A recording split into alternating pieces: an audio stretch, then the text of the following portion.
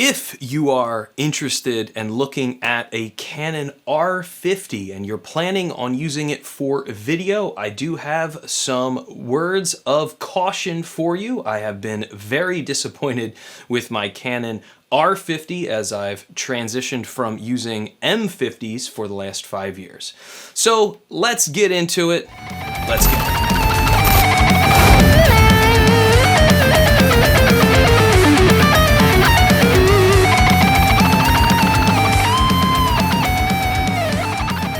So before we get into it, I just want to clarify that this video is aimed at someone primarily planning on using the R50 to shoot video.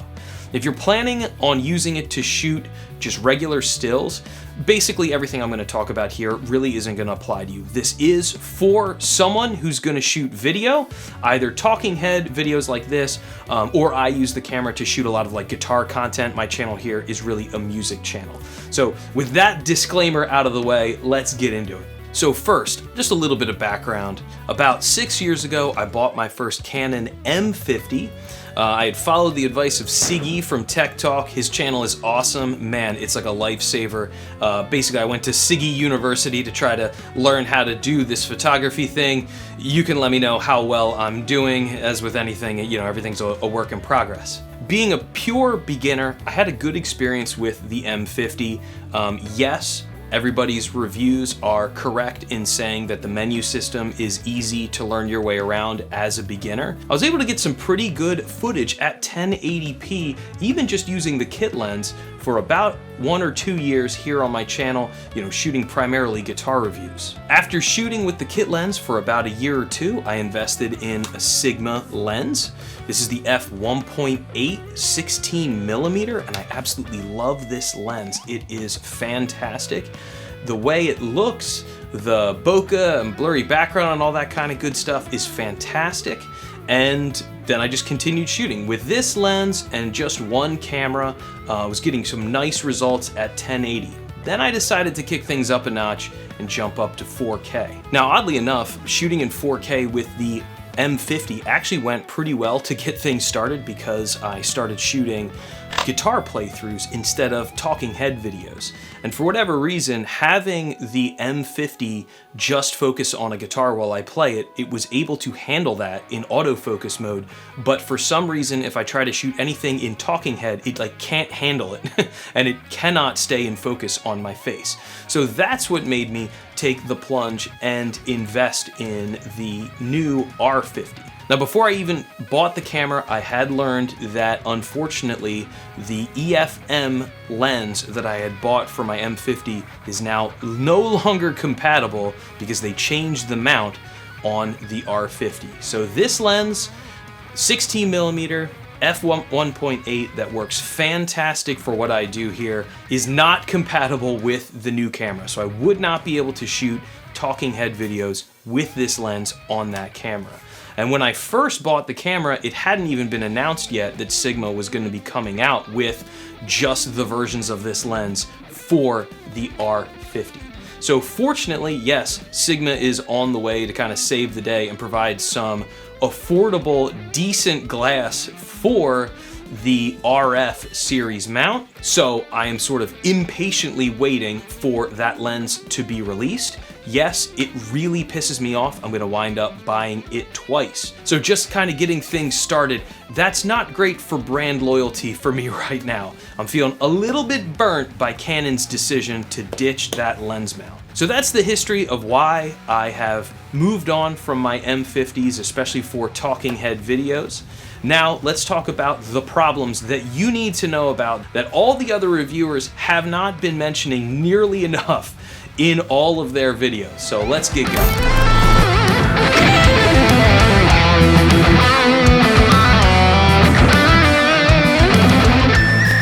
The Canon R50 has to have some of the worst thermals in any camera body out there on the market right now. This camera will overheat in just about 10 minutes or so, and you have to shut it off, and that does not work for shooting and creating content at all. I'm not shooting in an overly hot environment. It's about 75 degrees here in my basement.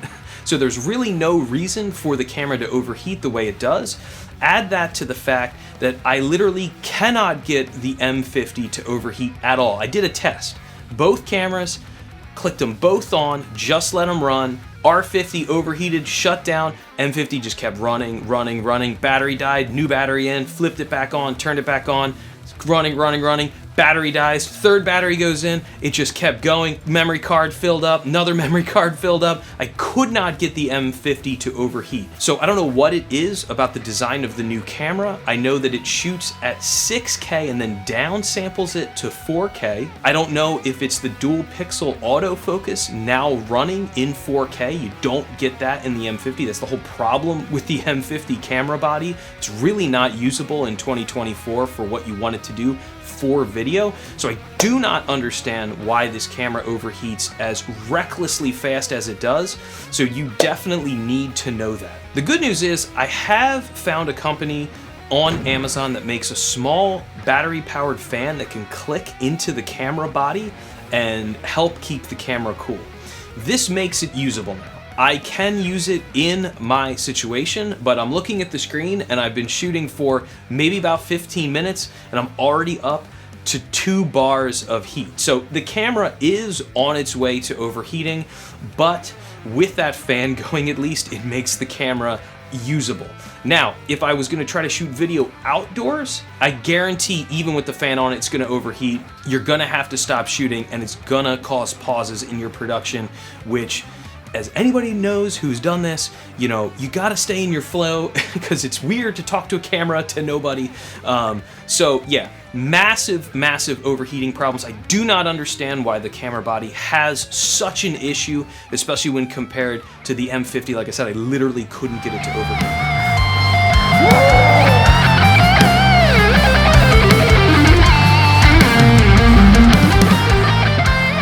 My next complaint with the M50 is that the kit lens that it comes with is objectively nowhere near as nice as the kit lens that came with the M50. And this sort of enshittification and going backwards really annoys me. I know I'm just talking about the kit lenses right here, but there's not that many options out right now for the R50. Sigma only really announced that their lenses are finally coming to the R50 maybe about 2 or 3 months ago, and the lens that I'm planning on purchasing is just gonna be the exact same one that I already have. It's gonna be the 16mm f1.8 prime lens. Is not out yet and won't be out till sometime in the fall, October, November, or December. So for me, since I'm not investing most of my money in my cameras, I'm a musician, so most of my money is in my computers and my guitars, that makes sense. It's very frustrating to be stuck using a kit lens that is objectively not as good as what I got before. So what was the kit lens that we got before with the M50? It was a 15 to 45mm focal length lens that was in a 3.5 f-stop. What do you get with the new kit lens that I'm shooting on right now? It is 18 to 45mm and an f4.5. So right off the bat, you're getting a more limited focal range and you're losing one whole stop on the f, which means that the fun YouTube blurry background thing isn't as good as it is right over here on this lens. So right off the bat, the kit lens is objectively not as good. Add to that, the build quality is plastic. This one is metal. This one also has a switch to turn it into its shooting mode. The new one does not. You basically push it past it in order to engage it and extend the lens to get ready to shoot. The kit lens is nowhere nearly as good in build quality than the one you got in the M50. So again, this enshittification is very frustrating and it just reeks of a company cutting corners. If you didn't buy an M50 before, you wouldn't know you used to get a better quality kit lens. I know it's just the kit lens that we're talking about here, but there's just no reason to go backwards. If you used to get a product at a certain quality point, you should still get that same quality point. It's reasonable to be disappointed when it is not as good as the previous one.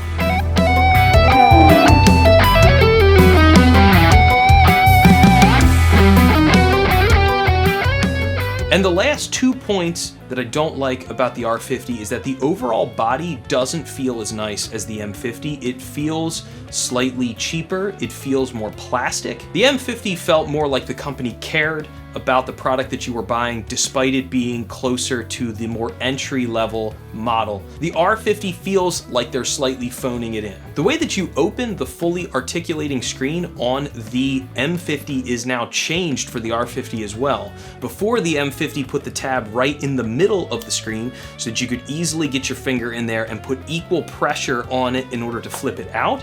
The new one does not. The point has been changed to put your finger in to try to open it. It's no longer in the middle, it's now on the sides. I find this to be stupid for a number of reasons. One, I can open up the fully articulating screen with one finger. I do not need to use 2 fingers in order to flip the screen open.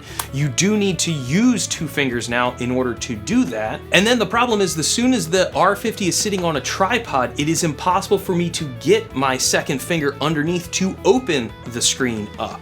So what ends up happening inevitably is you grab it by the top, put too much pressure on this articulating screen in order to pop it out. I guarantee that the articulating screen will break sooner than later on the R50. This really does feel like the kind of thing that would have been figured out in R&D, and I swear to God, I bet you some higher up was like, nope, leave it the new way. We don't care if that means you might eventually end up breaking the articulating screen. They only want the thing to last for 5 years anyway, to get you to go out and buy a new camera.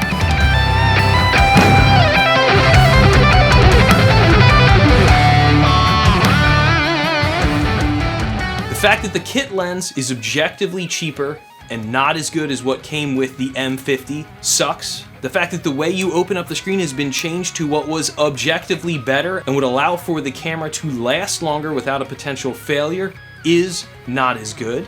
And the fact that the camera overheats within 10 to 15 minutes of trying to shoot video, even in a completely ideal situation, without going out and buying a stupid fan that you put in the back of the camera, is crappy. Fortunately, you don't hear the fan because I have a boom mic directly over top of me, but that's another thing that you're going to need to be aware of if you're going to be shooting in some sort of situation where the microphone is not going to be far removed. It is definitely going to pick up the sound of that fan running in the back of the camera.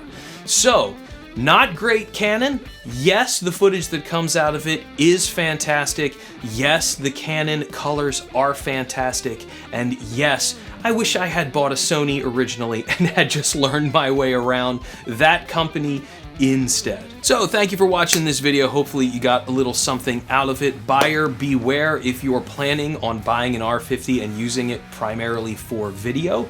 Good luck. If you like my vibe and the whole bit, you know, like and subscribe, I appreciate it.